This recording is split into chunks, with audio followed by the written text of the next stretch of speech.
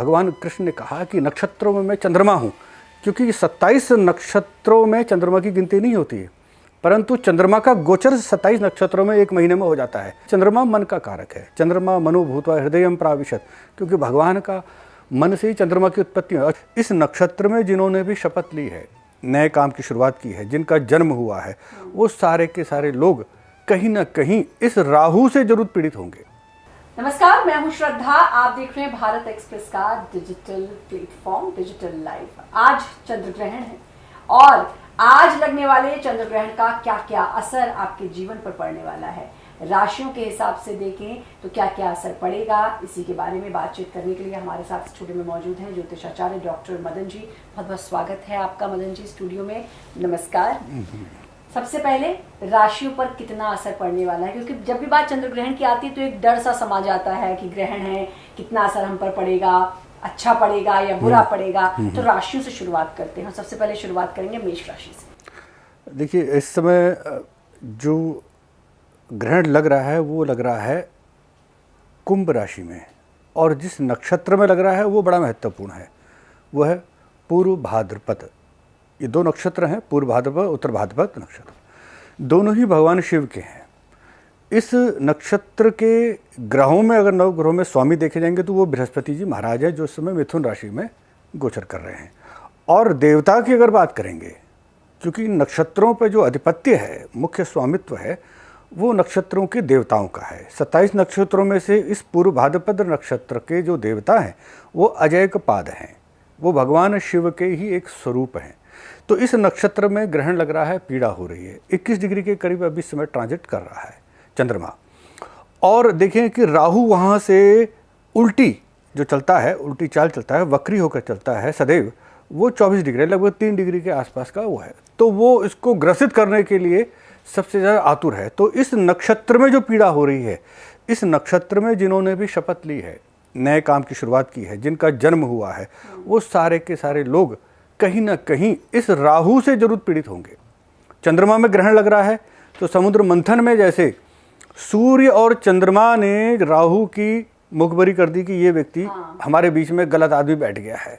जब भगवान नारायण को पता लगा कि ये तो कुछ गड़बड़ है, राक्षस जाति का व्यक्ति जो है ये देवताओं की पंक्ति में देवताओं का वेश बनाकर बैठ गया है, तो उनका सुदर्शन से अपना सिर धड़ से अलग कर दिया। वही धड़ और सिर राहु केतु बन गए। अब राहु जो है समस्त देवताओं से, अच्छी चीज़ों से द्वेष तो रखता ही है, परंतु सूर्य और चंद्रमा से विशेष शत्रुता रखता है। तो इसलिए चंद्र ग्रहण में अगर राहु का प्रभाव है तो देखिए राहु चंद्रमा सबसे ज़्यादा पीड़ित माना जाएगा। तो इस नक्षत्र में हो रहा है तो बहुत निश्चित है हम लोग कार्मिक रूप से सभी न कहीं जुड़े हुए हैं। ग्रहों से, नक्षत्रों से व्यक्ति का जीवन बहुत प्रभावित रहता है, क्योंकि जन्म, मृत्यु और घटनाएं जितनी भी हैं जीवन की, वो सब कहीं ना कहीं विधाता के एक बहुत बड़े व्यवस्थित जो व्यवस्था है उसके अंदर बिल्कुल फिट बैठे हैं। हम उससे बाहर नहीं जा सकते। जो किया है कर्म करने में स्वतंत्र हैं, फल भोगने में परतंत्र हैं। तो इस नक्षत्र में जब ये ग्रहण लग रहा है तो इससे क्रमशः, जो आपने मेष राशि से पूछ लिया, तो मेष राशि में जो जातक है वो बड़े सुखी रहेंगे, उन्हें शुभ फल प्राप्त होंगे, उन्हें शुभ फल प्राप्त होंगे। उसके बाद वृषभ राशि में भी सुख का बारे में कहा गया है। एक ऋषिकेश पंचांग है, उसके अनुसार, बनारस से निकलता है, उसके अनुसार मेष राशि में सौख्य सुख मिलेगा, यानी उसको नाना प्रकार की सुविधाएं उसे प्राप्त होंगी, यानी उसके प्रयास सफल रहेंगे। और वृषभ राशि वालों को अनायास ही सुख प्राप्त होगा, उनको बहुत अधिक प्रयास करने की आवश्यकता नहीं है, कर्म करें तो है, परंतु इस ग्रहण के प्रभाव में वो बिल्कुल बचे रहेंगे, उनको कोई कष्ट नहीं होना चाहिए। तीसरा जो मिथुन राशि है, उनकी मान हानि हो सकती है, यानी उनको अपने यश नाम के विषय में बहुत सावधानी रखनी चाहिए। कोई उनको नाम को खराब कर सकता है, या उनके द्वारा कोई ऐसा गलत निर्णय हो सकता है जिससे उनके नाम पर बट्टा लगे। तो उसके नाम की हानि, यानी मान हानि ना हो, उनके सम्मान की हानि ना हो, इसलिए कोई भी आचरण ऐसा नहीं करना चाहिए जिससे मिथुन राशि वालों को परेशानी हो। कर्क राशि की बात करेंगे।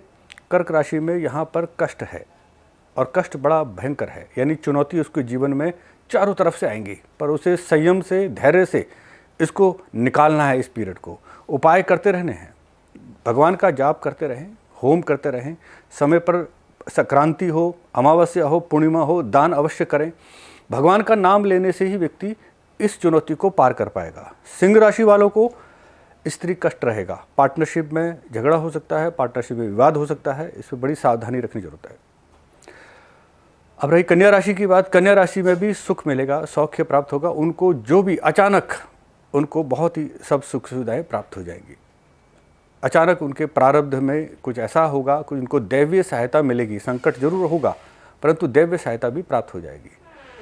अब रही तुला के बाद, कन्या के बाद तुला राशि। तुला राशि में कुछ चिंताएं रहेंगी, यानी धर्म कर्म में कहीं ना कहीं कोई चूक हो सकती है। ऐसी दुविधा में फंस सकता है कि धर्म संकट पैदा हो जाएगा। तो इसलिए तुला राशि वालों को बहुत सावधानी से, बहुत धैर्य से अपने धर्म का, अपने कर्तव्यों का पालन करना होगा। अब रही बात वृश्चिक राशि। वृश्चिक राशि में व्यथा ही परेशानी आ जाएगी, यानी अकारण ही व्यक्ति चिंतित होना शुरू कर देगा। बिना कारण के किसी के पास समस्या होती है, कुछ समस्याओं के न होने पर भी चिंतित रहते हैं, व्यथित रहते हैं। तो ये व्यथा का भाव यहाँ दिखा रहा है। धनु राशि वालों को श्री वृद्धि होगी, उनके धन संपदा और प्रयास में बहुत उनको लाभ होगा, अपरिमित लाभ होगा, यानी अपेक्षा से अधिक लाभ होगा। यानी जितना वो संभालने से उससे ज़्यादा उनको प्राप्ति हो सकती है। ये सब प्रारब्ध का योग है। इसको भगवान की कृपा मानकर व्यक्ति संयम रखे। उसके बाद आएगा मकर राशि। मकर राशि को लेकर अगर हम कहेंगे तो यहाँ व्यक्ति की हानि होती दिख रही है, क्योंकि कुंभ राशि में घात है। क्योंकि लगन पर उसका जिस राशि में ग्रहण लग रहा है वो राशि उसके व्यक्तित्व को तहस नहस कर सकती है, उसके जीवन में बहुत उथल पुथल आ सकती है।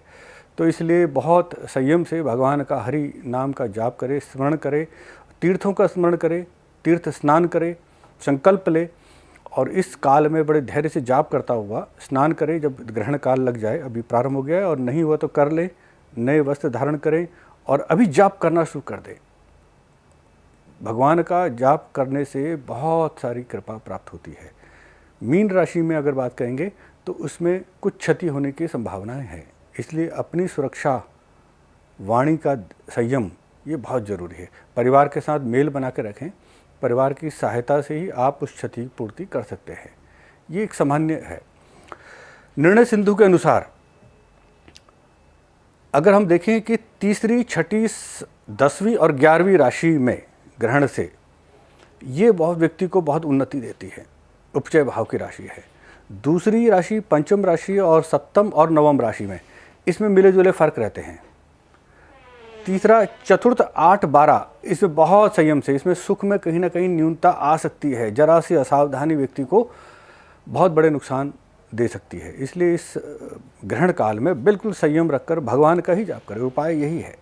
बिल्कुल, तो एक ही उपाय है कि भगवान का जाप करते रहें। जितनी देर ये ग्रहण लगने का उसमें भगवान का जाप करते रहें तो ज़्यादा अच्छा होगा। एक मेरा और छोटा सा क्वेश्चन है, क्योंकि बात राशियों की करते हैं और जब कुंडली देखते हैं तो लग्न बहुत ज़्यादा इम्पोर्टेंट माना जाता है। तो राशियों के हिसाब से चले या लग्न का भी एक अपना रोल होगा? जी, बहुत अच्छा प्रश्न है। देखिए, लग्न ही सब कुछ है। लग्न कैसे डिसाइड होता है कि जिस समय व्यक्ति का जन्म हो रहा है, पूर्व दिशा में, क्षितिज में, जहाँ धरती और आकाश मिलते हैं, उस समय आकाश मंडल में कौन सी राशि उभर के आ रही है वो उसका लग्न होता है। क्योंकि चंद्रमा तो दिन रात एक ही राशि में रहेगा, है ना। नक्षत्र भी एक ही रहेगा, लगभग 12-13 डिग्री के करीब गोचरता है, जो वो एक नक्षत्र का काल होता है। कभी कभी नक्षत्र चेंज भी हो जाता है, परंतु हर 2 घंटे में लगभग एवरेज, एक औसतन 2 घंटे में लगन चेंज होता है। और लगन के साथ जो ये टाइमिंग है, इस टाइमिंग में उस लगन के साथ एक कुंडली और भी बनती है, जिसे हम नवमांश कुंडली बोलते हैं, जो भाग्य कुंडली, वो भी थोड़े समय में बदल जाती है। उसके बाद उसको 3 डिग्री 20 मिनट के अंतर से लगन का नवमांश भी बदल जाता है। और उसको और दशमांश कुंडली कहेंगे तो 3 डिग्री में दशमांश बदल जाता है। इसी तरह से त्रिशांश, यानी 30 उसके जो अंश करें तो 1-1 डिग्री में भी वो भी बदल जाते हैं। तो भाग्य के अगर देखे जाएंगे तो जो वर्ग कुंडलियों का जो निर्माण होता है वो लगन से ही स्पष्ट होता है। तो चंद्रमा के होने से तो वो तो एक नक्षत्र में रहेगा, वो अपनी स्लो जगह, जब 6 घंटे में एक चरण पार करेगा, ठीक है, 4 चरण फिर वो 24 घंटे में पार करता है। तो लगन का महत्व है। लगन से ही लगन तनु भाव, कुटुंब भाव और भ्रातृ भाव, मातृ सुख भाव, फिर है ना पुत्र भाव, जो है पंचम यानी शिक्षा का, अपने निर्णय का, छठा भाव है ना कंपटीशन का, सप्तम भाव कलत्र भाव हो गया, अष्टम भाव साधना का भाव हो गया, नवम भाव धर्म कर्तव्य का भाव, दशम कर्म का हो गया, एकादश लाभ का हो गया, द्वादश हानि का भाव हो गया। ये लगन से ही डिसाइड होते हैं। चंद्रमा का क्या है कि चंद्रमा मन का कारक है। चंद्रमा मनो भूत्वा हृदयम प्राविशत, क्योंकि भगवान का मन से ही चंद्रमा की उत्पत्ति है और चंद्रमा ही हमारे कहते हैं कि नक्षत्र नाम अहम शशि। भगवान कृष्ण ने कहा कि नक्षत्रों में मैं चंद्रमा हूँ, क्योंकि 27 नक्षत्रों में चंद्रमा की गिनती नहीं होती है, परंतु चंद्रमा का गोचर 27 नक्षत्रों में एक महीने में हो जाता है, यानी हर दिन हो तो ना एक समान। तो व्यक्ति के शुभ और अशुभ फल चंद्रमा के स्थिति से देखा जाता है। और ये सबसे बड़ी बात कि यही चंद्र ग्रहण आज है और जिसका असर कैसा पड़ेगा, किस राशि पर के लिए कैसा रहेगा, ये आपको बताया भी। और उपाय इसका एक ही बताया कि प्रभु जप करते रहें, प्रभु नाम जपते रहें और प्रभु ही आपको इस चंद्र ग्रहण से बाहर निकालेंगे, मुश्किल से भी बाहर निकालेंगे। बहुत बहुत शुक्रिया आपका, आप स्टूडियो में आए, अपना समय दिया उसके लिए आपका बहुत बहुत शुक्रिया। तो आप लोग जरूर प्रभु का नाम जपें ताकि चंद्र ग्रहण की परेशानियों से आप भी बाहर निकल सकें। नमस्कार।